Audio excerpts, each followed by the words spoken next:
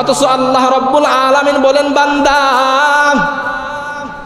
আমি সকল বাদশার বাদশাহ, এ আমার বান্দা, আমার সঙ্গে যদি কথা বলতে চাও কোনো মিডিয়ার প্রয়োজন নাই, কোনো মাধ্যমের প্রয়োজন নাই, বান্দা নামাজে দাঁড়ায়া যাও, আমি তোমার সঙ্গে মাওলা কথা বলা শুরু করে দেই। আল্লাহ রাব্বুল আলামিন বলেন, কসামতুস সালাতা বাইনি ওয়া বাইনা আবদি নিসফাইন।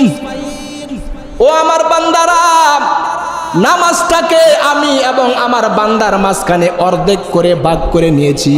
ফাইদা ক্বালাল আবদু, বান্দা যখন বলে আলহামদুলিল্লাহি রাব্বিল আলামিন, বান্দা যখন নামাজের মধ্যে সূরাতুল ফাতিহা পড়েন, আলহামদুলিল্লাহি রাব্বিল আলামিন, সমস্ত প্রশংসা আল্লাহ রাব্বুল আলামিনের জন্য, আল্লাহ তাআলার সাথে সাথে জবাব দেয় হামিদানি আবদি। জোরে বলেন সুবহানাল্লাহ। আল্লাহ বলে আমার বান্দা আমার প্রশংসা করেছে।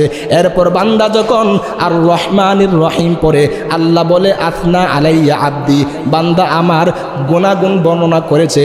বান্দা যখন বলে মালিকি ইয়াউমিদ্দিন, আল্লাহ বলে মাজ্জাদানি আবদি। জোরে বলেন সুবহানাল্লাহ।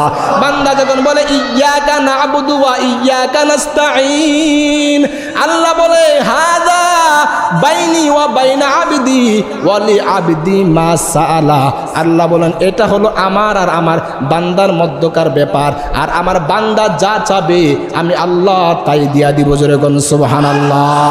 ও নবীর উম্মতের দল, বিপদে পড়িয়া মানুষের কাছে যাও, পেরেশানিতে পড়িয়া তুমি মানুষের কাছে যাও। তোমার বিপদে পড়লে আগে তুমি আল্লাহ তাআলার কাছে নামাজে দাঁড়ায় যাও। দুনিয়ার কোনো মানুষের সাথে বলার দরকার নাই, তুমি আহকামুল হাকিমিন আল্লাহ তাআলার সামনে দাঁড়ায় যাও, আল্লাহ তাআলার সাথে নামাজের মাধ্যমে কথা বলা শুরু কইরা দাও। বান্দা আল্লাহ বলে ওয়ালি আবদি মা সাআলা, আমার বান্দা যা চাবে আমি আল্লাহ তাই দিয়া দিব। জোরে বলেন সুবহানাল্লাহ। এজন্য বিপদে মুসিবতে পেরেশানিতে মানুষের কাছে না যাইয়া আল্লাহ তাআলার সামনে নামাজে দাঁড়ায় যাও বান্দা। ও নবীর উম্মতের দল, এজন্য নামাজটাকে ছাড়া যাবে না, কারণ ঈমানদার সে কোনোদিন নামাজ ছাড়তে পারে না। পয়গম্বর সাল্লাল্লাহু আলাইহি ওয়াসাল্লাম বলেন আস-সালাতু ইমাদুদ্দিন, নামাজটা হলো দ্বীনের খুঁটি। মান আকামাহা ফাকাদ আকামাদ্দিন, যে বান্দা নামাজ কায়েম করলো সে দ্বীনের খুঁটিটা ঠিক রাখলো।